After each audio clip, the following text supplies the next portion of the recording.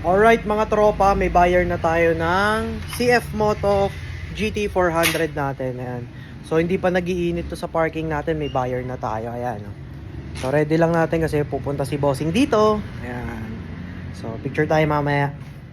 Ito mga tropa, papakita ko sa inyo kung gaano kasariwa itong motor. Tingnan nyo yan. Hindi siya gano'n nagagamit. Tapos may mga markings pa yan. Yan, kasa. Markings. Puro markings yan. Lahat yan. May markings yan. Ayan, lahat may mga markings pa yan.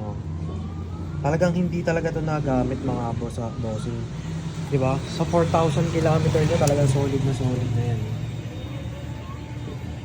Ayun, naka-sports mode eh. Ayun, naka-sports mode yan. 4,000 km auto.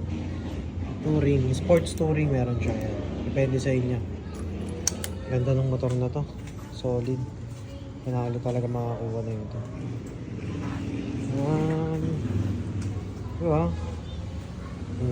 Kinis pa. Ganda. Hindi talaga naarawan to mga boss. Solid ang makakuha. Yan 2, 3.